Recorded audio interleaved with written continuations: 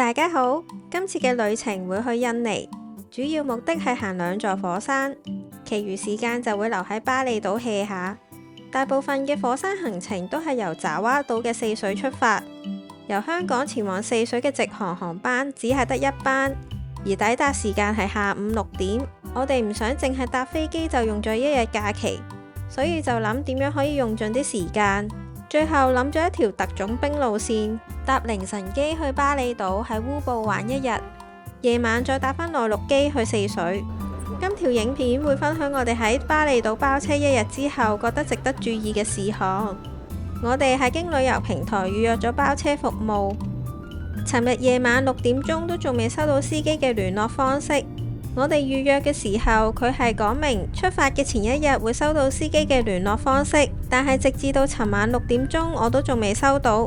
於是我就喺平台揾客服幫手，佢話需要一啲時間處理，都有考慮經另一個平台重新預約，畢竟都就快起飛。結果我等咗2個零鐘就收到司機嘅 WhatsApp， 總算放下心頭大石，航班準時抵達。梳洗一下就出去會合司機。一出境就會見到一大堆司機喺度舉牌，揾到自己個牌呢，就可以跟司機去後面嘅停車場上車。上咗車之後，司機就即刻開車。由於預約嘅時候我已經填寫咗3個景點，所以我就冇多問。開咗車大概半個鐘之後，司機先問我哋去邊，我就同佢講要去哥德拉朗梯田。跟住佢俾咗啲其他梯田嘅相我睇，當時我冇理會佢，因為我一心只係想去哥德拉朗梯田。1個鐘頭之後，佢同我講，5 minutes after， 我就以為係佢揸車揸得眼瞓，想去飲杯咖啡。點知結果係叫我哋飲咖啡。佢一停咗車，就有幾個職員圍住我哋架車。我男朋友就醒咗，問我發生咩事，然後佢堅決唔落車，大聲講咗幾次 no no no。跟住司機就話 OK， 然後揸車離開。車程途中我都有開住地圖睇下司機揸車嘅方向同我哋去緊嘅景點係咪相同。佢就應該冇特登兜路，但係就嘗試順路咁樣帶我哋去可以額外抽佣嘅景點。事後諗返，我覺得我哋應該一開始就向司機提供我哋嘅行程表，同埋講明我哋唔想去額外嘅景點，咁樣雙方就會比較清楚。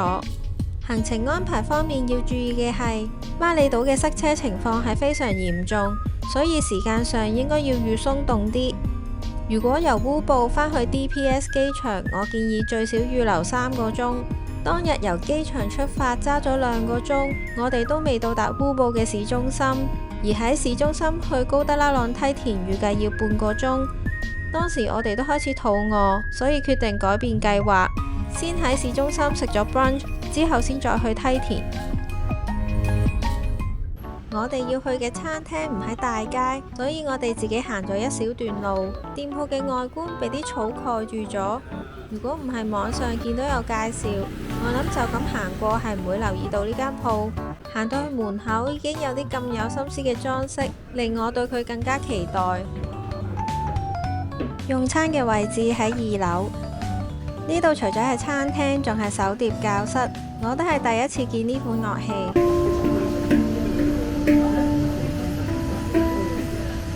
呢間餐廳好受歡迎，仲有唔少人係拎住電腦喺度做嘢，相信係旅居嘅人士。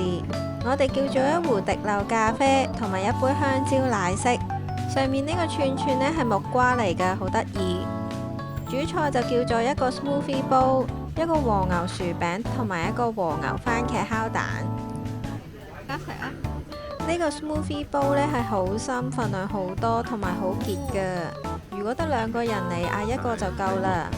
呢個薯餅嘅份量就唔算好多，但係味道都唔錯。啱啱到埗就明白點解咁多人嚟巴厘島度假。呢個價錢喺香港可能只係買到薯餅。臨走嘅時候遇到一班人喺度上手碟。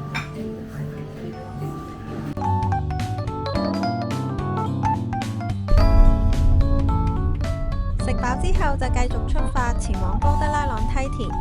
呢段路就冇咁塞車，同預計一樣30分鐘就到達。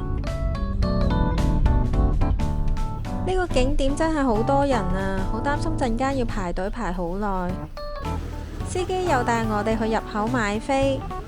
呢度主要有3樣嘢玩嘅：韆鞦、飛索同埋空中單車。如果唔參加任何項目，就要俾入場費。入到去可以隨意影相，亦都有職員協助。我哋就淨係揀咗雙人韆鞦，呢啲長裙呢就要額外再俾錢租嘅。如果未食嘢嘅話，入邊都有個 cafe， 不過見啲評論就話普普通通。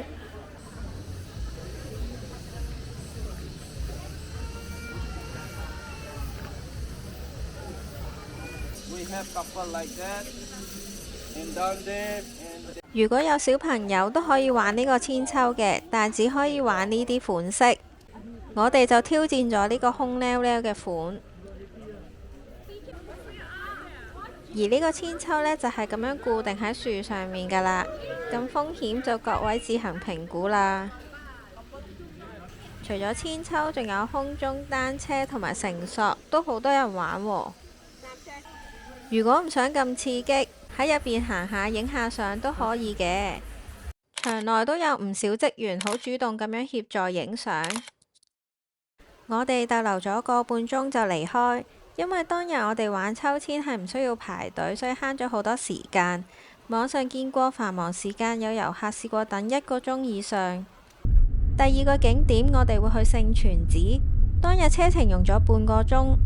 巴厘島有唔少印度教寺廟，我哋揀呢一個嚟參觀，主要原因係因為入邊有一個聖泉，可以睇到信眾進行聖泉浴淨化儀式。外國遊客門票係每人75千印尼盾。進入呢個寺廟主要有2個規矩：第一係女性喺月事期間係唔可以進入；第二係要穿着沙龍，喺寺廟門口會免費提供嘅。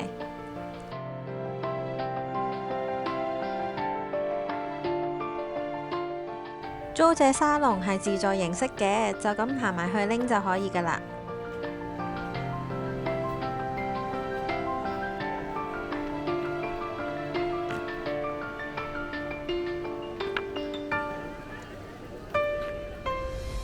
進行淨化儀式之前，係需要先拜神先可以落水。現場都有唔少遊客體驗淨化儀式。如果想參加，要額外租一件新嘅沙龍先可以落水。喺門口租借嗰一條沙龍係唔可以整濕嘅。信眾會由左到右逐個池口將頭髮淋濕許願。聖泉寺範圍唔大，如果唔參加淨化儀式，大概30分鐘就會參觀完。歸還咗沙龍之後，向左手面行，會有一個市場，入邊有好多賣手工藝嘅店鋪。我哋就應該冇時間再去烏布市中心嘅 Art Market， 所以就喺度行咗個圈。好多產品都係手工製，都幾有特色。回程嘅時候都未到3點，我有考慮過返去烏布市中心行一陣，但結果揸咗1個鐘頭都未到，實在係太塞車啦，所以我哋直接去機場。吸取咗今次嘅經驗，如果俾我重新再計劃行程，我會咁樣規劃。首先去烏布市中心食咗嘢先，避免太長時間拉車，然後直接參觀市中心嘅景點，咁就可以避免2次到訪市中心，因為市中心實在太塞車啦。跟住先再去哥德拉朗梯田同埋聖泉寺，最尾喺聖泉寺直接去機場，就唔會經過烏布市中心。雖然都係有少少塞車，但係冇市中心咁嚴重。如果好似 Puli 咁樣得1日時間，去3個點真係已經最盡㗎啦。最理想當然係可以喺烏布過夜啦，希望將來有機會再去啦。我哋到咗機場之後就喺附近食晚餐，然後就搭內陸機去4水啦。之後嘅火山團我都有拍影片嘅，希望可以快啲剪好分享俾大家啦。今條影片就到呢一度啦，拜拜。